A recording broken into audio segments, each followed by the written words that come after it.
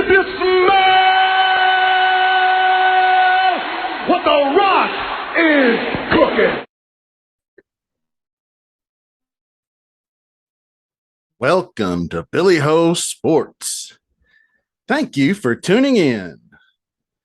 Please remember to subscribe to the channel and don't forget to like and comment on the videos. I hope you enjoy the show. Now, let's go.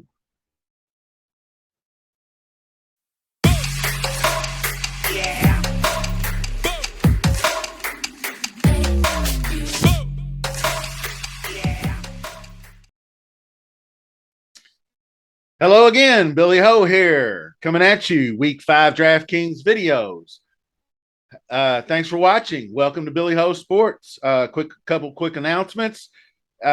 We will have a NFL main slate contest in the next several weeks, worth $250 in total prizes. The contest will be free. It will be invitation only, and it will be once we hit 250 subscribers on this YouTube channel. So tell your friends, tell your buddies, whoever you play DK with, share it on Twitter. There's a link to the main thread in the description. Click that, go there, leave your DraftKings username. That's the best way to do it, because then I can privately DM you to get Cash App information so you can get money if you place in this contest. I think I've decided we're going to go 250 in total prizes. 200 up top to the winner, 30 for second, 20 for third. It's our hundy maker. So we're going to make somebody some hundies. All right. Courtesy of the Squirrel Man. Shout out. What's up, Jose? So leave your DraftKings username in the comments section or visit the Twitter link. Also, announcement number 2, Billy Ho has changed his Twitter handle to @BillyHoSports. So that's easy peasy, lemon squeezy.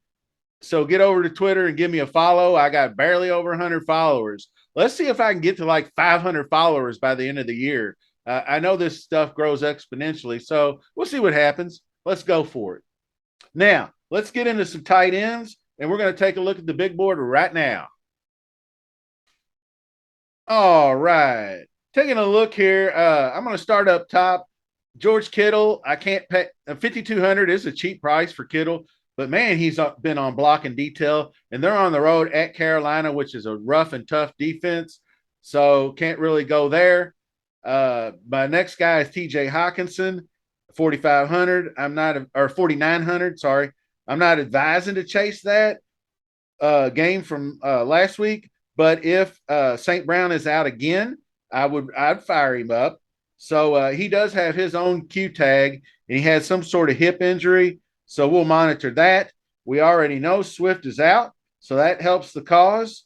New England's defense is very formidable, so they shut people down. If ASB is out, they're going to go lock down TJ Hawkinson. So be aware of that.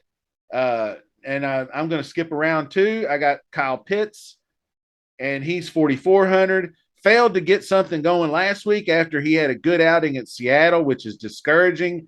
But maybe this is going to go off on a run. So let's check it out, see what we see. So Pitts does have a Q tag, missed practice with a hamstring injury. Maybe he was affected by that in the last game at Cleveland, or he injured it sometime during the game. I don't know. We'll have to keep an eye on that, because if he does have, I won't go nowhere near him. But he would be a decent run back in the Tampa Bay game. Because I wouldn't like any tight ends on that side. So you can go 4,400 if you don't want to go London. And maybe they key in on London, and maybe Kyle Pitts can actually get out there and run some actual tight end routes one day or something, because he's definitely not being utilized the way he was drafted for. I mean, if you want to, there's a ton of blocking tight ends. You don't have to draft in the top 10 of the, first round of the draft. So I don't know what they're doing with him. So anyway, there's Kyle Pitts for you. Now the next, this game together, we'll lump in Zach Ertz and Dallas Goedert, who used to be on the same team, as we all know, 4,800 and 4,700 respectively. Zach Ertz is the one getting the targets. He's the safe cash play, double-digit targets, second on the team, and the first with red zone targets. Goddard's not seeing the targets, but he is efficient with them. So he's a piece of the puzzle, obviously. Goddard got 6 targets, 5 for 72, so that's encouraging. So if he can get in there a little bit more than Devontae Smith, who everybody thought was just going to skyrocket, but came right back down to earth the way he normally does. So Devontae Smith, I said, was a bust the first week and he's going to have those games where they just let him run wild and just try to devote all their attention to A.J. Brown, and he's going to catch 9 or 10 passes for 150 yards. But, we'll see. We'll see what happens. I'm not saying he's not a good runner because you could put him in the stack all day. But A.J. Brown is the man, so I'll take him all day.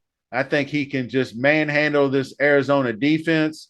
So if I go Jalen Hurts, I'm stacking him with him. And probably Goddard would be the other guy.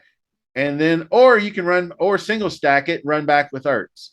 I think either one of these guys are good run backs in this game. Another guy who's a good run back in said game is Pat Freiermuth. And obviously Higbee, I already mentioned him in the previous video. He's a smash play. He's going to get double-digit targets. I think he can finally find the end zone. So Higbee is probably maybe my favorite tight end of the week, be honest with you. 4,300, he got the Monday night discount. Pricing came out before he had 10 catches. I like that. Gerald Everett's always a threat to score. Freiermuth was one of Pickett's favorites when he came in. So he ended up with 7 receptions, and I think he had about 5 targets in the second half, and he caught a few. So Freiermuth is in play. And so to go down the list on the rest of these guys, I think under 4,000 or you start to give up targets and upside. I do still like Conklin. We wondered with Zach Wilson, so he still caught 3 of 5 for 52 yards. Solid. He's had a good floor for sub 4K. He ain't killing you at all. So Conklin's in there. Dawson Knox might be a threat, but he's got a Q tag. Keep an eye on that. The bottom of the barrel, which is not bottom of the barrel, but Irv Smith Jr. and Logan Thomas. Those 2 guys at 3,200 see significant targets. I think Thomas is due for a bounce back. He got 6 targets, but he only had 19 yards. Dallas's defense is very formidable. Wentz just probably didn't have time to throw. He was running for his life because Dallas D can flat get after it. So Disley, those Seattle tight ends, you got the Parkinson and the Disleys and the Fants. It's really hard to choose which one's going to get the points. So I always just say, let them beat me because they're all going to score, but they're not going to break you. I mean, they're going to be 13 to maybe 20, if somebody gets that second touchdown, but that's about it for that. So we'll call it a day there. I didn't want to get too in depth on the tight ends. It's pretty cut and dry this week where we don't have any Kelsey's or, way pay up Andrews options or anything like that. So, stay in that mid range from 3K to 45, 4,800 to, the Zach Ertz's of the world, maybe Pitts. And that should cover it. So the next show likely will be wide receivers or running backs, one of them 2. So be on the lookout. Remember what I said about the DraftKings contest. Twitter thread will be in the description. Click that. It'll take you right where you want to go. Subscribe to the channel. We hit 250. We run the contest. Thanks for watching. See you soon.